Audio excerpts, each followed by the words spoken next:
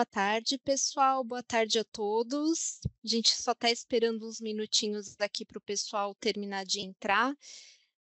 Tivemos muitos inscritos nesse webinar, então é com muito prazer que a gente recepciona todos vocês aqui. É uma honra, apresentar mais esse webinar do IBRACON. A gente hoje vai falar sobre um assunto bem interessante, né? A gente vai falar sobre aplicações práticas de IA e automação no setor público. Então, a gente tem aqui especialistas e também membros do grupo de trabalho do IBRACON e o nosso gerente técnico também. Eu já vou passar a palavra para eles, mas antes eu queria dar alguns recados aqui institucionais do webinar. Agradecer, né, todos vocês, a todos os nossos painelistas que estão aqui, o Rodrigo, o Marcos, o Portela, que o Amed vai nos apresentar daqui a pouquinho. Dizer que essa é mais uma iniciativa do IBRACON, baseado na bandeira da auditoria independente, né, nas bandeiras, que é relevância da auditoria independente para o mercado e a sociedade, e também atividade como agente de mudanças. E esse vídeo ele vai ficar gravado no nosso portal do IBRACON, então eu peço para que daqui a alguns dias, até o final da semana, vocês vão até ali o portal e assistam, né, esse webinar. E também fiquem atentos no chat, que a gente vai colocar ali algumas informações institucionais e também quase no finalzinho ali do webinar, a gente vai pedir para que vocês respondam uma pesquisa de satisfação. A gente quer saber a opinião de vocês sobre as atividades que o IBRACON proporciona para vocês, tá? Então, agora eu não vou me demorar muito aqui, vou passar a palavra para o nosso gerente técnico do IBRACON, o Amed. Amed, é um prazer, mais uma vez, fazer esse webinar com você e com o Marcos, com o Portela, com o Rodrigo. Eu sei que você vai apresentá-los aí formalmente e também falar um pouquinho sobre o assunto, né, que a gente vai tratar hoje. Obrigada, Med. Boa tarde, Ana. Eu que agradeço. É sempre bom estar contigo aqui, tratando de temas muito relevantes para a auditoria independente. Bom, é um prazer receber todos vocês nesse webinar, hoje sobre aplicações práticas de IA e automação no setor público, que nós aqui do Bracon organizamos. Hoje a gente reuniu aqui especialistas, né, para explorar como essas tecnologias estão transformando, né, de certa forma, a gestão pública, desde a otimização de processos até a melhoria direta na qualidade de todos nós aqui cidadãos. Para brilhantar nossa tarde, nós recebemos aqui nosso palestrante, o Rodrigo Cres de Paula, que é auditor fiscal tributário municipal da Secretaria de Fazenda do município de São Paulo, onde lidera projetos de IA no âmbito da cidade. O Rodrigo é administrador pela FGV, pela IASP, e concluiu o programa de mestrado em ciência de dados pela Universidade de Nova York. Né? Eu, particularmente, sou um grande fã do Rodrigo, tive a oportunidade de trabalhar com ele entre os anos de 2016 e 2019, liderando lá projetos também na área de planejamento e de orçamento. Também recebemos aqui o Eduardo Portela, que é membro do nosso Comitê de Tecnologia e Inovação do IBRACON, tem feito um trabalho muito intenso também nessa área, e o Marcos Carvalho, que é membro do nosso GT, de Área Pública do Instituto. Bem, sem mais delongas, gostaria de passar a palavra aqui para o Rodrigo, para que nos traga aqui, nos saúde com suas brilhantes explanações. Bom, boa tarde, pessoal. Obrigado pelos comentários, Ahmed. É sempre um prazer conversar aí contigo e com nossa audiência de hoje. E já entrando aqui, basicamente, nos principais objetivos aqui do nosso webinar, a gente descreveu aqui como dois principais. Um primeiro é trazer para a nossa audiência alguns casos de uso reais, envolvendo o uso de inteligência artificial e automação, de que tenho participado lá na Secretaria Municipal da Fazenda, e também o que eu tenho visto em outros entes da federação, no âmbito dos três poderes, a partir das interações que a gente tem com esses entes lá pela Secretaria da Fazenda. Tá? Eu também coloquei aqui um outro ponto, que é discutir com os meus colegas Marcos e Portela, quais são os impactos dessas inovações nas atividades de auditoria independente. E aí, por que esse tema chama tanta atenção no dia de hoje, né? Eu coloquei aqui pelo poder transformacional dele, no que diz respeito não somente às atividades da administração pública em si, né, e os seus servidores, mas também pelo grande impacto que ela tem nos stakeholders, né?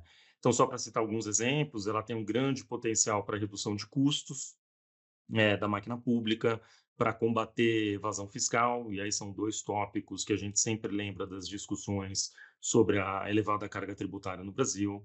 Tem o potencial para melhorar o processo decisório, transformando ele em um processo baseado em dados, né, saindo de um modelo decisório personificado, baseado em experiências, em achismos, né, e avançando por um modelo científico baseado em dados. Tem um potencial para transformar o atendimento ao cidadão, né, melhorando significativamente, para aumentar a transparência, entre outros, né? Então, os casos de uso aqui que a gente vai citar ao longo desse webinar, eles vão mostrar de forma tangível como que esses impactos já se fazem presente e como eles cada vez mais serão sentidos por esses stakeholders, tá?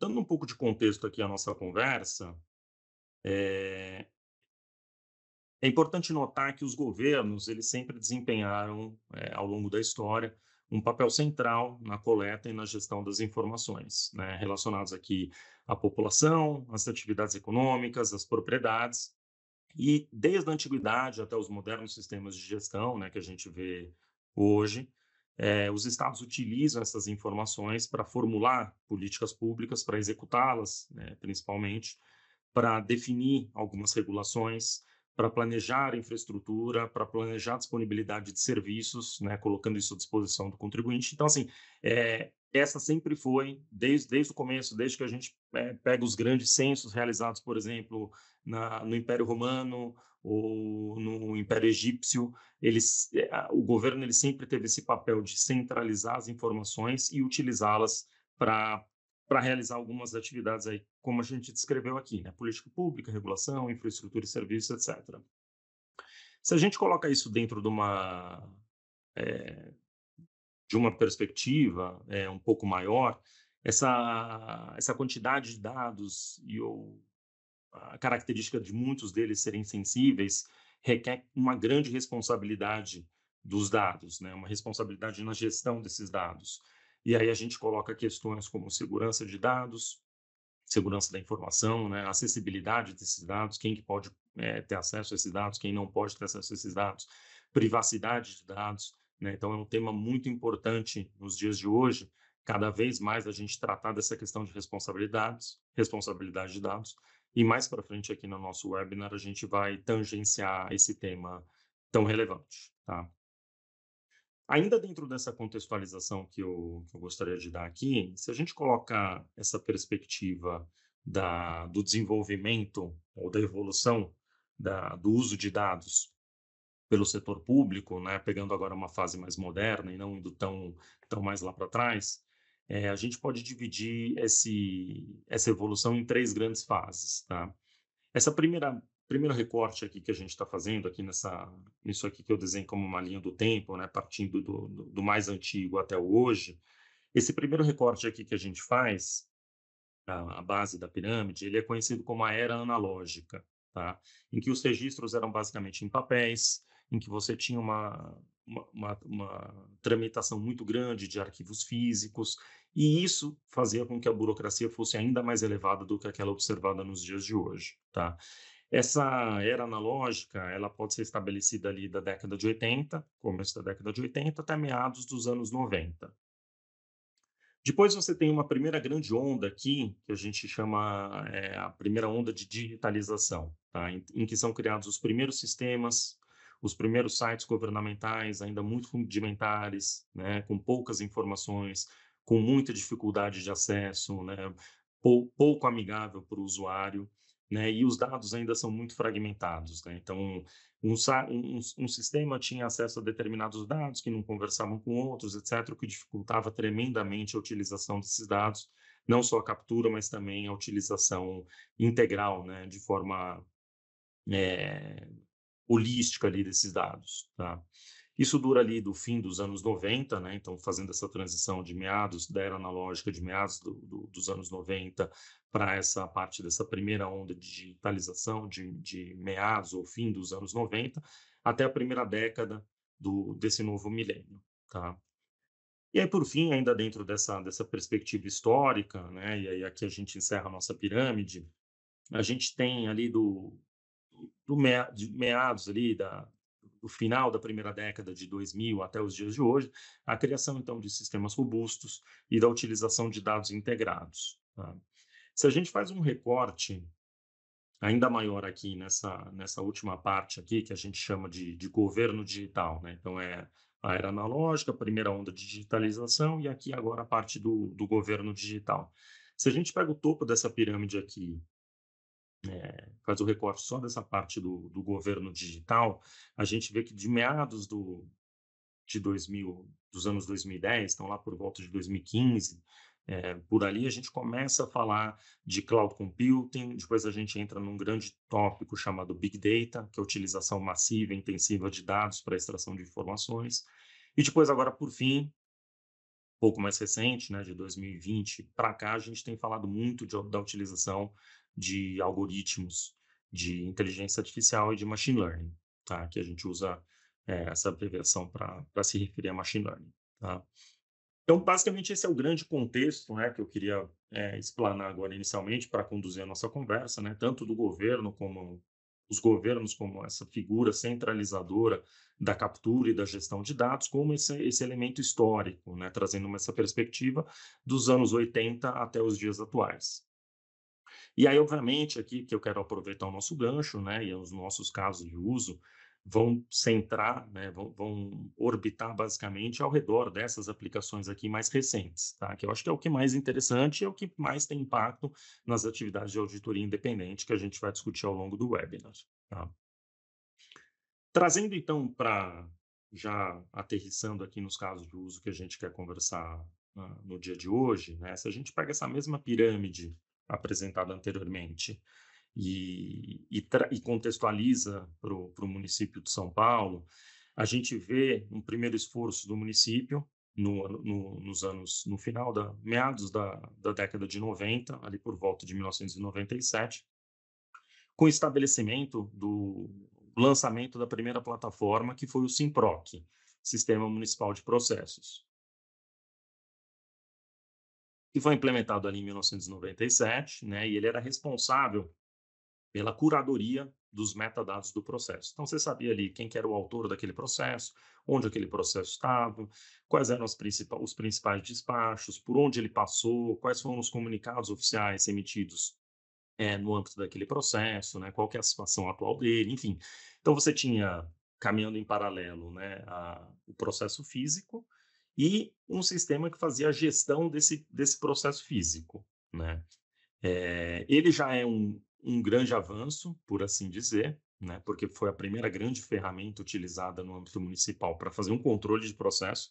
Até então a gente não tinha nada, né, essa informação estava completamente distribuída pelos setores, pelos colaboradores, etc., de tal forma que quando um contribuinte chegasse e perguntasse acerca de um processo, aquilo ali poderia, se houvesse alguma resposta, poderia demorar alguns dias, algumas semanas para ela ser obtida, né? Então, o SIMPROC por si só já foi um grande avanço, permitindo essa gestão ativa sobre esses processos e dando transparência ao cidadão, tá? Só que aqui a gente continua com aquele processo que a gente mostrou ali no slide anterior, que é a fragmentação de dados, né? Então, esses dados continuam extremamente fragmentados, porque, principalmente, você não tem acesso a todo o conteúdo do processo, né? Você não tem o tratamento do dado em si. Então, você só sabe, na verdade, informações a respeito do processo, mas você não tem ali a cópia integral do processo, você não tem aquilo de forma digital, você não consegue tratar aquele dado, enfim. Então, ele é muito útil para saber quanto tempo ele ficou parado em cada área, com quem que aquele processo está, qual o usuário dá maior vazão aos processos, mas nada muito além disso, né? Essa informação fica restrita às questões do processo em si, tá? Bom, para corrigir, ou então como uma forma até de dar um segundo passo nessa escala de evolução aqui da digitalização municipal, em 2015, através de um decreto municipal, foi incorporado ao município de São Paulo o Sistema Eletrônico de Informações, o SEI, né? Essa foi uma ferramenta que foi desenvolvida pelo Tribunal Regional Federal da Quarta Região e que ele foi cedido gratuitamente ao município de São Paulo e também a outros entes da federação, né? Tem diversos entes, sejam estados ou municípios, que utilizam o SEI, né? Então, de pronto, já se fala de uma tremenda economia ao se adotar sem custos uma solução que já tinha sido testada, que já era bem sucedida, e não se optou pelo desenvolvimento de uma ferramenta customizada, tampouco a compra de um software de prateleira de qualquer grande desenvolvedor, né, que demandaria tempos grandes para desenvolvimento, assim como custos elevados. Então, de partida, já se teve uma grande economicidade, um grande avanço nesse sentido, né? Então, o SEI, desde então, desde ali do decreto de 2015, de janeiro de 2015, é a plataforma utilizada pela prefeitura, né, pelo município, para fazer a gestão dos processos, gestão dos documentos eletrônicos, né? Então, nesse sentido, não há mais um processo físico tramitando e um processo e um sistema que faça a gestão desse processo. O que você tem é um sistema integrado que faz não somente o sistema, o processo eletrônico, mas também a gestão desse processo eletrônico, né? Ele tem a possibilidade de acesso remoto, ele tem controles de alçada, acesso de usuários externos, dando ainda mais transparência para o munícipe, né? E mais importante do que isso, ele corrige aquele problema que a gente citou anteriormente do acesso eletrônico ao conteúdo integral do processo, né? Então, pela primeira vez, a gente está falando aqui de uma virada de chave, porque pela primeira vez tem uma possibilidade da captura e utilização integral dessa massa de dados que está disponível no banco de dados para gerar informação através desses dados brutos. Nesse momento aqui, em que o SEI é estabelecido lá em 2015, fica-se estabelecido que aquele processo que nasceu em papel continuaria em papel. Então, até hoje, se você entrar lá no website do Simprox, você consegue aqui consultar o seu número de processo, você vai ter informações lá sobre o processo, tudo mais, onde é que ele está, por onde ele tramitou e por assim vai, né? Mas aqueles processos novos, eles seriam originados eletronicamente e assim seguiriam eletronicamente dentro da plataforma SEI.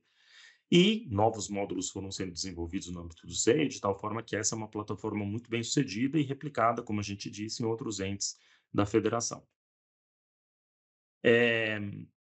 Então, aqui a gente está falando de 2015 até os dias atuais, tá? Mas aí eu gostaria, então, de 2015 para cá, até o momento presente, a gente teve o desenvolvimento de diversos sistemas novos no âmbito do município, em especial na Secretaria da Fazenda, assim como o aprimoramento de diversos outros sistemas.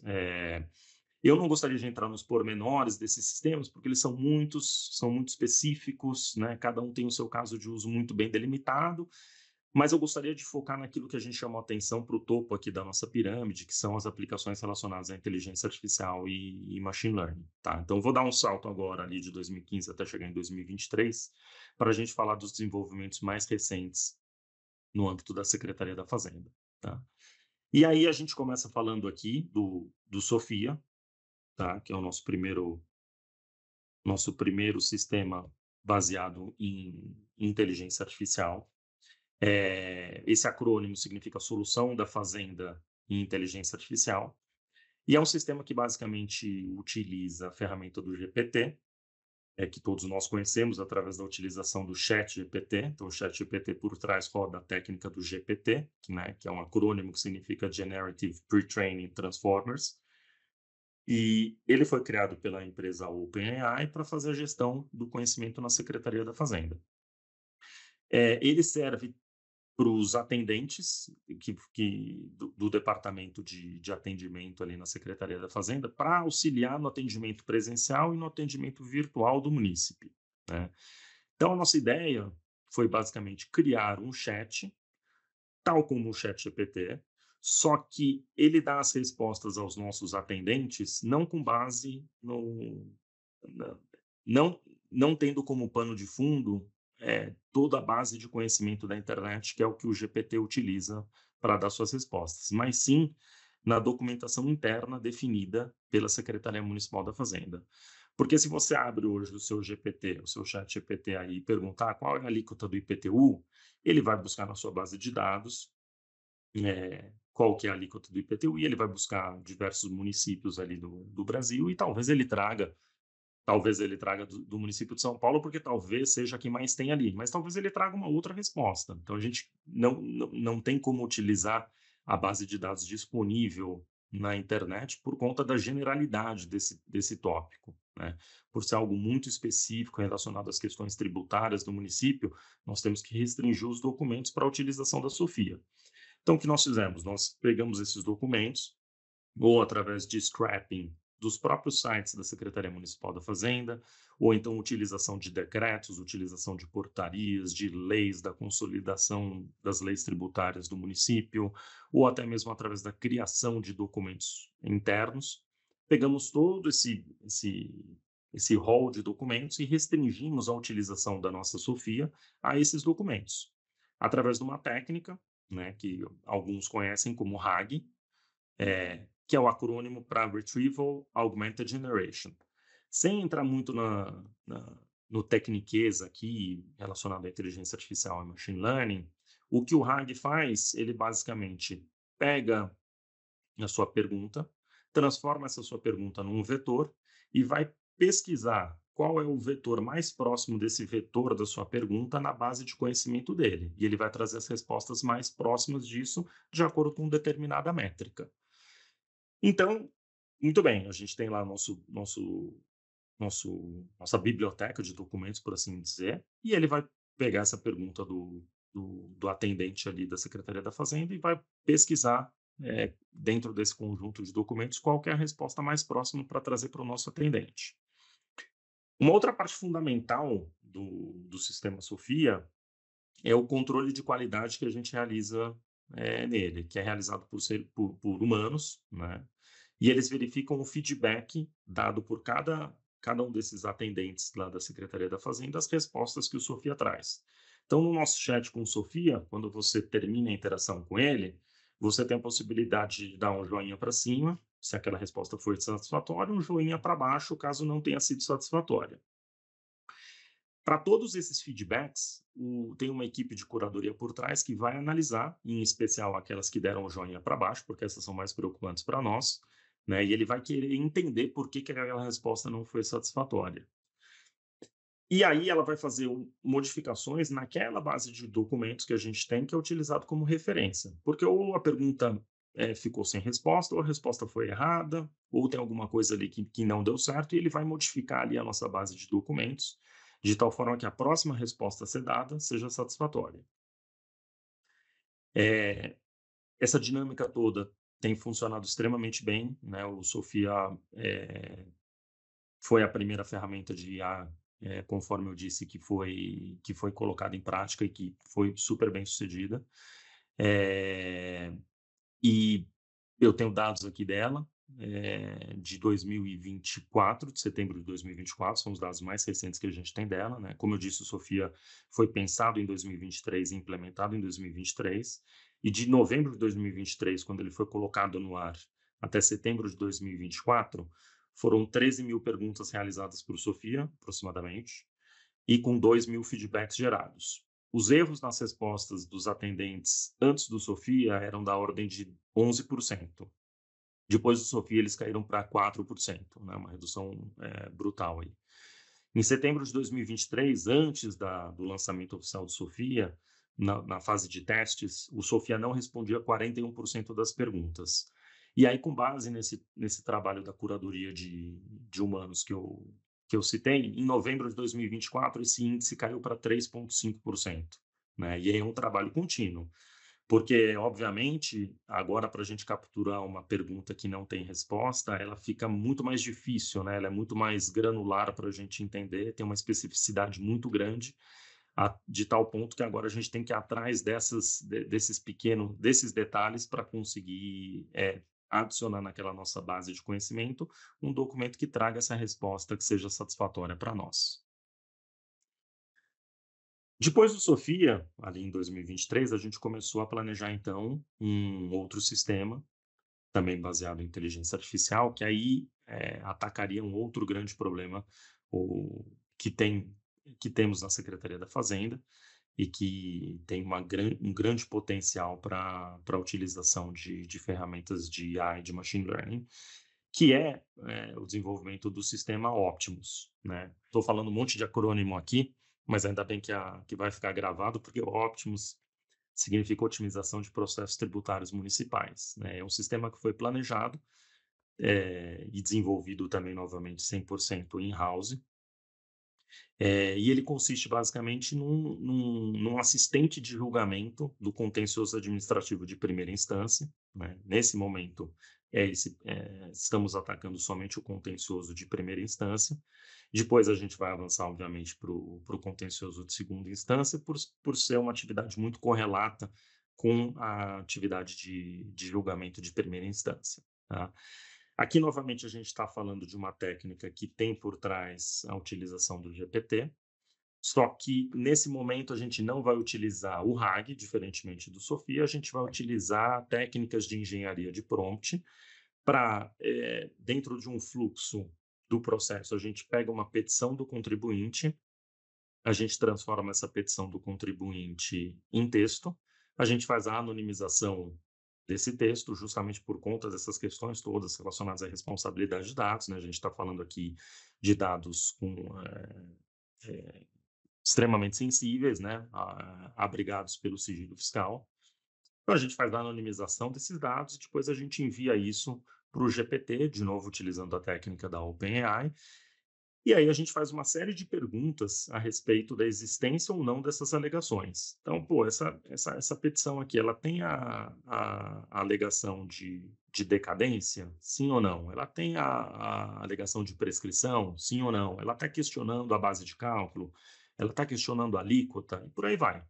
Então, aí, num trabalho realizado ali com a equipe responsável pela divisão de julgamento do contencioso administrativo de primeira instância da prefeitura, a gente desenhou isso que a gente denomina de floresta de alegações. Uma floresta composta por diversos ramos, né? Os ramos são os tópicos, então um ramo relacionado a princípios tributários, outro ramo que diz respeito à base de cálculo, outro que diz respeito à alíquota, e por aí vai. E cada uma dessas árvores ele vai ter diversos ramos. E esses ramos, cada um deles é um teste de uma alegação ou não, e a gente envia tudo isso. A gente envia para o OpenAI tanto a nossa petição anonimizada, quanto essas perguntas todas para testar a existência ou não de uma alegação. Caso a alegação seja encontrada, a gente pede o detalhamento dessa alegação para o próprio GPT, com base na petição que a gente está apresentando, obviamente. Isso tudo vai ser trazido no âmbito do sistema Optimus, e aí o julgador ele vai ter que pegar para cada uma das alegações e selecionar uma contrarrazão. Essa contrarrazão ela pode ser acolhendo ou rejeitando aquilo que foi dito pelo contribuinte, né? E essa base de contrarrazões ela também foi formatada pela nossa equipe de curadoria. Então veja que tanto lá no Sofia a equipe de curadoria é fundamental para fazer a gestão desses documentos que integram o portfólio ali da nossa base de conhecimentos, quanto aqui no Optimus é fundamental para a gente fazer não somente o desenho da árvore da floresta de alegações, quanto também a manutenção da nossa base de contrarrazões. Então, ali dentro do sistema Optimus, o julgador ele vai ter as alegações todas e para cada uma das alegações ele vai selecionar uma contrarrazão. O sistema Optimus ele também vai ser responsável por capturar diversas informações desse processo que estão espalhadas em diversos sistemas municipais e que atualmente têm que ser capturadas manualmente, obviamente incorrendo num risco elevadíssimo de erro, né? Porque imagina você ficar copiando e colando diversas informações, diversos dados de múltiplos sistemas na Secretaria da Fazenda e compondo isso dentro de um texto que você vai elaborar. A margem para erros é enorme. Então, o sistema Optimus ele captura todas as alegações, contrarrazões e dados do sistema municipal e ele auxilia o julgador a criar duas peças finais, que são parecer jurídico e decisão final ali do julgador. Tá? Para além dessa parte envolvendo inteligência artificial e machine learning, o sistema ele também utiliza automações para tomar decisões em lote, sem a necessidade de intervenção humana.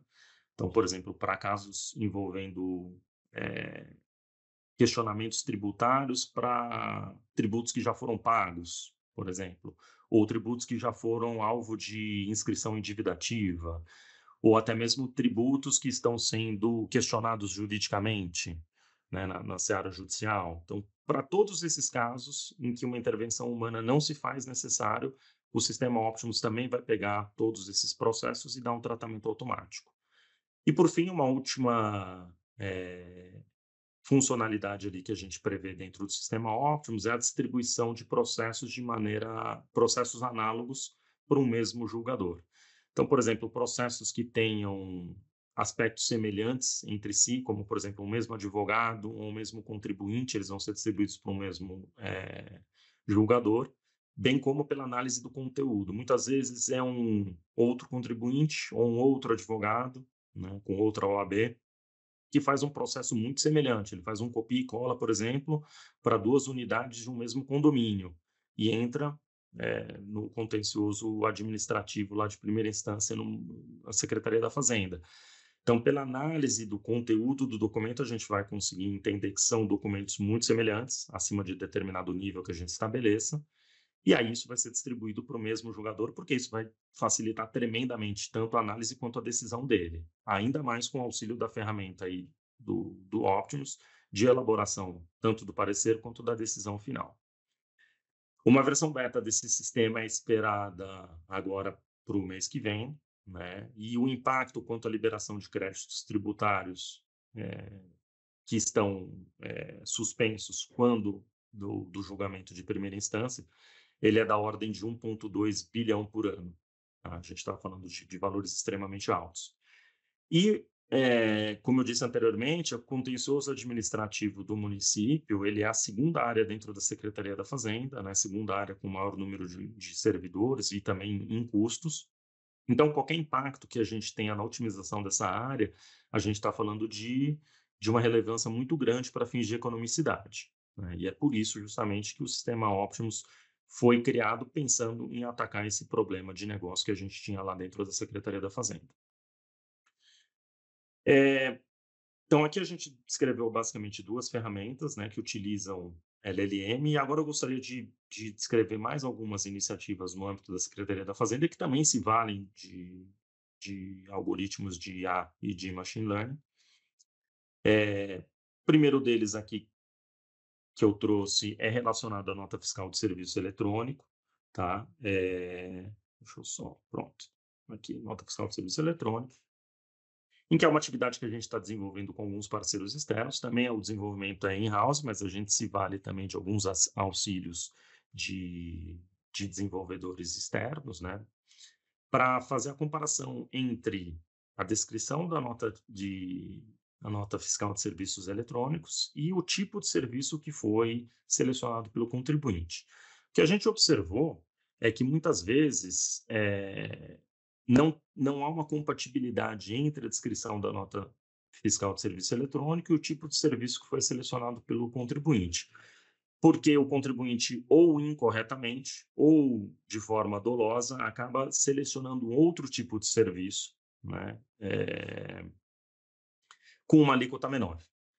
Então, quer dizer, ele presta ali determinado serviço, ele coloca isso na descrição do serviço dele, mas na hora de escolher o tipo de serviço lá em que vai ter a alíquota correspondente, ele acaba selecionando uma alíquota, um tipo de serviço menor. Então, através de ferramentas de LLM, novamente, né, utilizando as técnicas ali semelhantes ao do GPT, mas agora por outra fornecedora, a gente está fazendo um algoritmo para identificar, com base nessa descrição, qual seria o tipo de serviço ideal. E aí a gente faz a comparação entre esse tipo de serviço ideal com o tipo de serviço selecionado pelo contribuinte. E aqueles em que houver uma discrepância muito grande, né, com alíquota menor, né, com essa diferença, eles serão analisados manualmente pela nossa equipe. De novo, a importância de você ter ali o que é chamado de human in the loop, né? Você ter, de novo, o ser humano agindo em situações específicas. Então, quando você verifica que há uma incompatibilidade entre o tipo de serviço e a descrição, isso cai para uma espécie de malha fina, em que humanos serão responsáveis pela análise, tal como no Sofia, tal como no Optimus, a gente tem uma equipe de curadoria, né? Outra iniciativa aqui que eu gostaria de trazer é a criação de algoritmos de IA e de machine learning para a criação de modelos preditivos, em que, com base na escrituração contábil digital dos contribuintes entregues à Receita Federal, às quais a gente tem acesso, a gente consegue pegar aquela escrituração e identificar contas de receita para determinar qual que é a probabilidade daquela conta de receita que está sendo informada pelo contribuinte ser de serviço ou não ser de serviço. Isso, de novo, utilizando técnicas utilizando algoritmos de LLM e outros tipos de modelos de aprendizagem de máquina aqui baseados em NLP, né? Processamento de linguagem natural. Então, com base em classificações manuais realizadas por auditores ao longo do tempo, a gente consegue identificar quais são aquelas contas em que, por experiência própria, são contas identificadas como receitas de serviço ou não são contas de receita de serviço. Essa base de dados vai servir como nosso treinamento para os nossos algoritmos de IA e de machine learning, para identificarem, com base em novos inputs, qual que é a probabilidade daquelas contas serem receitas de serviço ou não. Então, no fim das contas, a gente vai pegar quais são aquelas contas de receita informadas pelo contribuinte, que tem alta probabilidade de serem receitas de serviço, vai juntar esse valor e vai comparar com o valor informado pelo contribuinte. Se houver uma grande discrepância, novamente isso cairá dentro de uma malha fina e novamente isso será analisado por uma equipe de auditores. E, por fim, o nosso desenvolvimento mais recente no âmbito de inteligência artificial e machine learning na Secretaria da Fazenda tem sido a utilização, novamente, de instrumentos de LLM para verificar as justificativas apresentadas pelos contribuintes no âmbito do sistema de conformidade. Então, recentemente, a Secretaria Municipal da Fazenda lançou um seu sistema de conformidade tributária, em que visa alterar um pouco a dinâmica da fiscalização ou do modus operandi do fisco paulistano, quanto à atuação junto aos contribuintes, saindo de uma dinâmica mais fiscalista, né, em que você tem uma fiscalização mais intensiva, aplicação de multas, etc., passando por uma abordagem mais amigável, através do sistema de conformidade, em que você vai disparar alguns flags para o contribuinte, que, ao entrar no sistema, vai verificar suas pendências. Ele tem a possibilidade de corrigir essas pendências antes de qualquer ação por parte do fisco paulistano. Dentro desse escopo, o contribuinte vai poder justificar determinados pontos ali que estão como flags, né? E essa justificativa, obviamente, ela, por ser de muitos contribuintes para muitos casos, é impossível de ser analisado de forma eficiente por uma equipe de humanos ali que a gente tenha, né?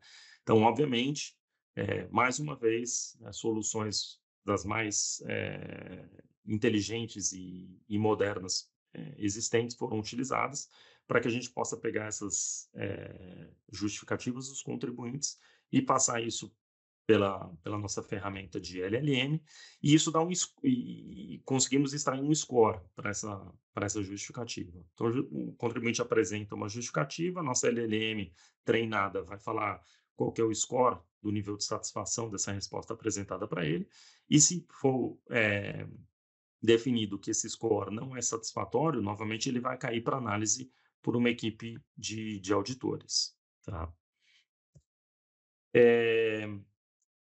Para além das iniciativas aqui de órgãos no município de São Paulo, especificamente aqui na Secretaria da Fazenda, que foi o que a gente trouxe ao longo dos últimos slides aqui, através das nossas interações, a gente tem visto muitas iniciativas nos três poderes relacionadas à utilização de IA e Machine Learning.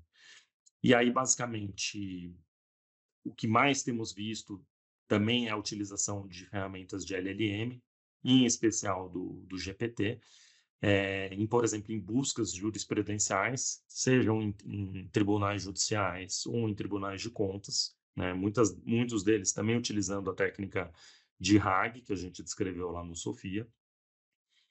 E Analogamente ao que a gente vê também de desenvolvimento interno, no que a gente citou ali relacionado às notas fiscais, né, análise da nota fiscal, a comparação entre a descrição e o tipo de serviço, a Controladoria Geral da União apresentou um trabalho muito interessante relacionado à análise e padronização das descrições das notas fiscais em contratos públicos, né?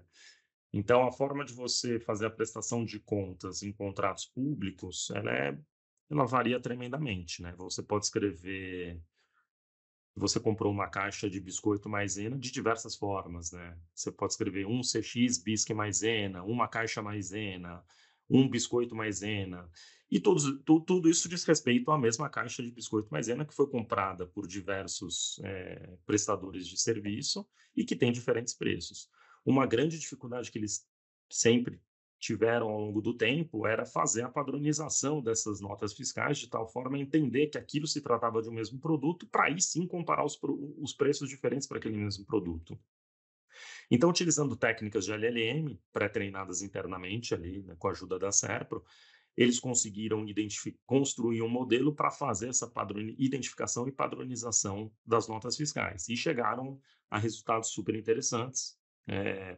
Deixo aqui até, depois posso enviar para a nossa audiência, Ahmed, o link desse paper aqui, que é interessantíssimo, que vai expor aqui quais são os principais achados deles e o quanto eles tiveram de ganho com a utilização dessa ferramenta. Portanto, assim, já encaminhando para a nossa conclusão, e aí para nossas discussões aqui, eu acredito que todos esses exemplos apresentados, eles elucidaram como as nossas soluções de inteligência artificial e machine learning têm ajudado o setor público, né?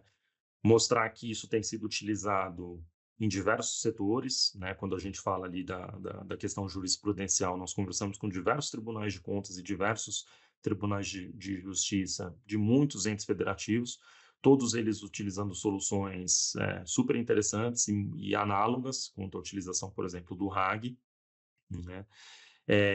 E todos eles, e acho que esse é um senso comum no setor público, né? Tanto que a gente falou aqui na utilização do Optimus de ferramentas para anonimização da petição, né?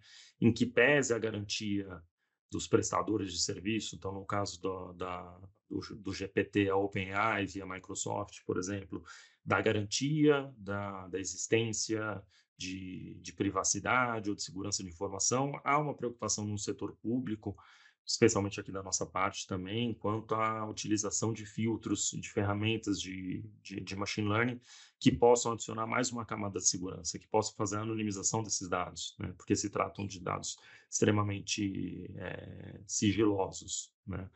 Então, há uma preocupação muito grande do setor público quanto à responsabilidade de dados, né, para garantir a segurança, a acessibilidade, privacidade.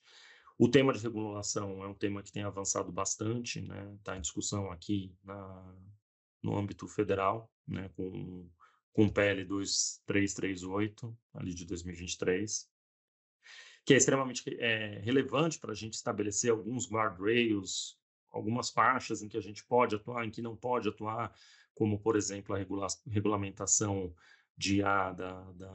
na União Europeia, que definiu que em certas áreas isso não pode ser utilizado, a inteligência artificial não pode ser utilizada, por exemplo, para fins de segurança pública, na identificação facial de sujeitos em vias públicas, por exemplo. Então, o debate relacionado à responsabilidade é vital para que o desenvolvimento de novas tecnologias possa avançar de forma sustentável e para que a gente continue apresentando soluções inovadoras e que tragam diversos ganhos para os cidadãos em todas as suas searas.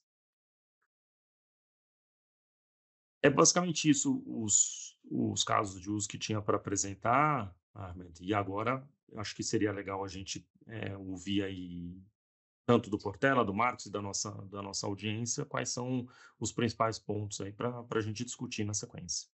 Excelente, Rodrigo. Foi uma aula e uma atualização daquilo que está sendo feito na cidade, né, na maior cidade do país, né? a gente às vezes fica preso a aspectos meramente operacionais, né? Mas é muito interessante saber que há uma evolução em curso e que, fatalmente, né, fazendo voz à tua fala aqui, continua a trazer responsabilidades para o ser humano, né? A gente escuta há muitos anos, né, de que a tecnologia vai substituir, né, a figura do humano e a eventual responsabilização do mesmo, mas não, né?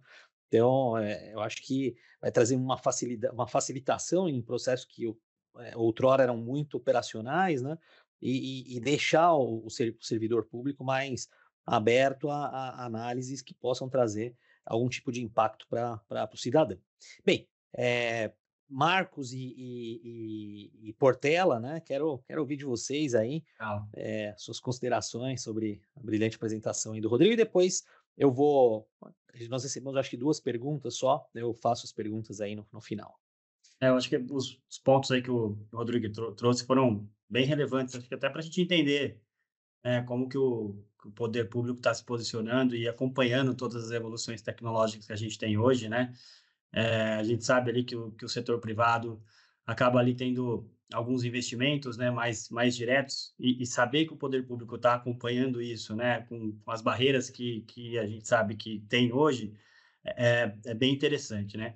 Acho que alguns pontos ali que o Rodrigo comentou e acho que reforçando, né, que também é os desafios que nós temos hoje no setor privado e no nosso trabalho de auditoria, né, externa, quando você fala de estruturação de dados, né? Acho que para você chegar onde, né, hoje o poder público, né, o Rodrigo comentou ali sobre as ferramentas que ele tem hoje, eu acredito que teve uma série de desafios ali, né, Rodrigo, para chegar, né, acho que partindo da estruturação de dados, porque você tem um poder computacional grande, mas os dados não estão ali organizados, não estão acessíveis, né?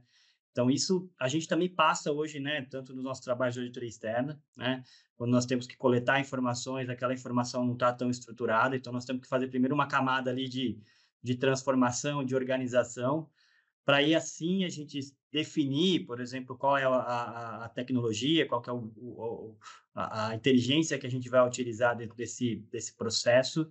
E aí tem um terceiro elemento que eu imagino que é algo que a gente está sofrendo um pouco hoje, que é a capacitação, né? Então, na verdade, eu disponibilizar uma tecnologia onde você tem ali, né, um poder de consulta, de análise de dados relevante, você ainda tem que ter, você tem um ser humano ali que precisa estar capacitado para interpretar aquelas informações, né? Não adianta chegar ali uma informação que eu não consigo, ou vou pegar aquela informação e vou copiar e colar, né, num outro lugar. Então, a chance disso dar errado é muito grande, mesmo com toda a precisão que hoje a gente sabe que os modelos de IA têm hoje, né? Então, ainda a gente tem ali uma camada importante do ser humano. Eu não acho que isso vai ser substituído, porque hoje você tem um aumento ali né, da produtividade, né, do que nós fazemos hoje, mas ainda você tem ali o ser humano com a sua capacidade cognitiva, com a sua experiência, avaliando aquilo, o resultado que chega para nós, né? Isso é bastante relevante hoje no trabalho de auditoria externa, né? Eu uso essa ferramenta, eu trago uma massa de dados bastante significativa, eu faço análise de riscos que me traz alguns insights que me fazem direcionar a minha auditoria para algo que é relevante, né? Mas ainda eu tenho que fazer a minha avaliação e não simplesmente ir para o caminho que está direcionando ali aquela ferramenta, né? Então, acho que os pontos do Rodrigo foram bem relevantes ali, ó. Acho que a parte também de regulamentação, de cuidados com segurança, privacidade, acho que são camadas que precisam estar ali no contexto de qualquer implementação de mecanismo de inteligência artificial. Então, são considerações que a gente precisa ter em qualquer lugar aí que for, né? Acho que eu vi aqui no chat algumas pessoas falando de anonimização. Hoje a gente tem a LGPD aí que está aí, né, acompanhando tudo isso que a gente precisa seguir. Acho que são os pontos aí que eu queria contribuir aí dentro desse contexto. Portela, deixa eu complementar um pouquinho. Eu deixei para o final porque sai um pouco do mundo totalmente técnico, mas eu acho que é muito importante esse último tópico que você colocou das pessoas, né? Sim. Então, quando nós falamos aqui de uma carreira aí, colocando o chapéu de auditor independente, o auditor independente passou por uma transição absurda. Tudo isso que nós discutimos aqui, que o Rodrigo apresentou, passou pela carreira do auditor, e o auditor ele era aquele profissional contratado, sem experiência nenhuma, fazia um trabalho extremamente braçal, extremamente mecânico, né? Tabulador de planilhas, checagem de notas fiscais, de contrato, tudo isso muito manual. E o que eu percebi muito, né, foi uma preocupação muito grande, e eu queria puxar um pouco o Rodrigo nessa discussão aqui, porque eu vi isso dentro de casa, eu vi isso dentro do mundo de auditoria, as pessoas preocupadas com sua própria empregabilidade, né? Então, o que acontece? Quando a pessoa ela percebe que não precisa mais alguém para tabular planilha, hoje eu tenho ferramentas, começamos ali, né, com automação, robotização e agora inteligência artificial, isso está simplificando processos demasiadamente, né? Óbvio, né? O que o Portela colocou faz todo sentido. O que nós tentamos colocar para essas pessoas? Vocês precisam se especializar para fazer aquele algo a mais agora. Então, já que não precisamos mais fazer o básico, fazer o operacional, o que nós fazemos? É data analytics, assim, a análise dos dados, usar esses dados para ter insights, na auditoria, né? Usar esses dados para cobrir riscos de uma forma mais eficiente, ou seja, não adianta mais ter aquela pequena amostra, né? Que eu fazia um teste amostral, uma pequena população, e achava que testando aquela pequena população o todo estava coberto. Hoje não, hoje a gente tenta, o objetivo, né, tem sido ampliar cada vez a amostra, ampliar cada vez mais a cobertura dos testes de auditoria. E aí, Rodrigo, se me permite, queria voltar para você um pouquinho. O que você tem visto? A sua apresentação foi excelente, foi ótima, mas eu acredito que chegar onde você chegou, né, foi muito difícil. E principalmente porque você deve ter encontrado muita resistência daquelas pessoas que, não, mas eu sempre fiz assim, eu vou continuar fazendo, né? Mas aquele livro antigo, Quem Mexeu no Meu Queijo, né?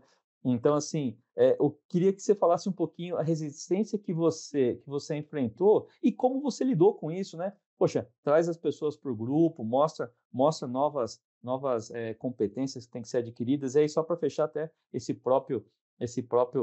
própria conversa nossa aqui, ela é muito nessa linha, né? De compartilhar conhecimento, de desenvolver as pessoas. Mas volto para você, Rodrigo, para falar um pouquinho das dificuldades que você enfrentou.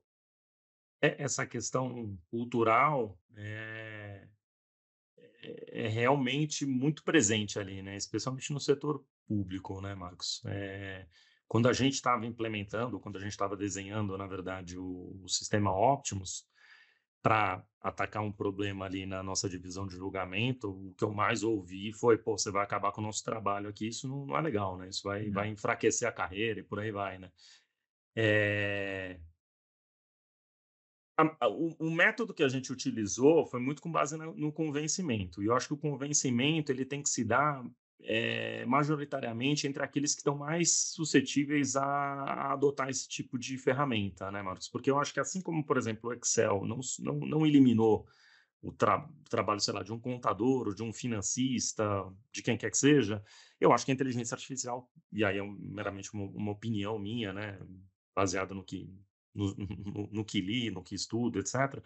Eu acho que a inteligência artificial também não vai substituir inteiramente profissionais, né? Ele vai ser uma ferramenta através da qual o indivíduo vai ser mais eficaz, né, eficiente. Então, o nosso convencimento se deu muito através dessas pessoas que estavam mais propícias a adotar esse tipo de ferramenta. E aí, através da adoção delas, os outros, que num primeiro momento não estavam tão convencidos da utilização dela, ao começarem a observar as vantagens que aquela ferramenta estava trazendo para a produtividade desses que a adotaram, começaram a entender que aquilo ali poderia ser um auxílio e não que vai acabar com o trabalho dela, né? Então, toda a estratégia que a gente baseou o nosso trabalho ali quanto ao Optimus foi muito no sentido de convencimento de que aquilo é uma ferramenta que vai te ajudar, né? Em vez de algo ser mais impositivo, né?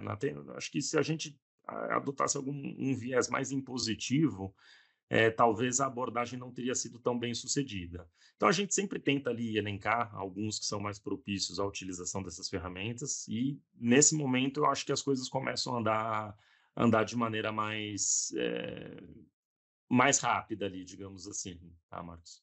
E eu acho também, né, Rodrigo, ali, tipo, é um processo, né, cara? Tipo, somente quando você fala de conversar ali, né, que a gente fala do prompt, né? nem sempre você vai fazer ali na primeira vez que você escrever algo e perguntar, da forma como você perguntar, não vai vir ali com uma assertividade boa, né? E aí você precisa se capacitar em como fazer ou como melhorar essa pergunta para que a informação venha mais correta, né? Você até comentou ali que dentro de uma ferramenta que vocês implementaram, que você tem alguns prompts já ali trabalhando, né, por trás do front da ferramenta, né? Já direcionando aquela pergunta, né, aquela informação que o profissional precisa através desse prompt, que é onde você com certeza fez já um trabalho ali de assertividade para que isso chegue com uma forma mais correta. A gente faz isso muito hoje dentro dos nossos trabalhos de auditoria externa, porque você tem documentos ali que você precisa capturar informações que são já mais padronizadas, né? Uma CND ou até informações de uma nota fiscal que eventualmente não está ali num formato adequado. Só que aí eu já tenho o prompt, né? Porque ele não precisa nem perguntar, ele só precisa apertar e falar, eu quero a informação dessa nota, já vem todas as informações ali, né? Só que aí a maioria do que precisa hoje está aberto, então o cara precisa estar ali praticando, o primeiro não vai sair tão bom, o segundo vai ser um pouco melhor, só que se ele desistir na primeira, ele falando, pô, isso aqui não traz o resultado que eu preciso, que o Marcos comentou ali, não é que ele vai substituir, né, o nosso trabalho, ele vai substituir quem não tiver capacitado, quem não se preocupar em aprender e avançar dentro, né, das técnicas que hoje tem, das tecnologias, para que ele ganhe mais produtividade. Esse vai ficar para trás, né? Se você não pensar nisso, mas eu não vou fazer isso agora porque tá corrido as coisas aqui, eu tô com deadline apertado. Se você não fizer isso agora, alguém vai fazer no seu lugar, né? Então você vai ter esse problema no futuro, né? Se já não estiver tendo agora, né? Com certeza. Com certeza, eu acho que faz parte de um processo de amadurecimento institucional também, né? A partir do momento que diversas iniciativas de IA começam a transformar algumas áreas dentro de uma instituição, e isso vem para modificar positivamente a vida da pessoa, né? Então a gente está falando, por exemplo, da utilização do Optimus na divisão de julgamento para livrar os julgadores desse trabalho burocrático de ter que ficar entrando em diversos sistemas, copiando, colando informação e eventualmente com erros, enfim, para que possa, por exemplo, discutir decisões jurisprudenciais, para que possa ter atividades, vamos dizer, de um nível mais alto, digamos assim, e livre ele ali do trabalho que uma máquina, que uma inteligência pode facilmente replicar, né? Então, eu acho que assim, é um ganha-ganha para todo mundo, né? O cara que vai estar fazendo uma atividade mais interessante, mais desafiadora, que agrega mais valor à própria carreira dele, é a instituição que ganha, né? Então, assim, não há que se falar em, puxa, não vou adotar isso aqui, né? Não faz muito sentido, né? Concordo. Não há razões mesmo. Muito bem colocado, Rodrigo. Bem, acho que o pessoal ou entendeu absolutamente tudo, acho que é uma hipótese muito forte, ou ficaram bastante tímidos em relação às perguntas, mas tivemos uma pergunta, assim, né, para a gente finalizar aqui o nosso webinar. A pergunta é a seguinte, para o Rodrigo. O Optimus é um chat criado dentro do GPT e treinado no banco de dados fiscais, é isso? Na verdade, o Optimus, ele, diferentemente do Sofia, que utiliza a técnica RAG, né, o Optimus ele utiliza basicamente a técnica do GPT sem qualquer tipo de treinamento, por assim dizer.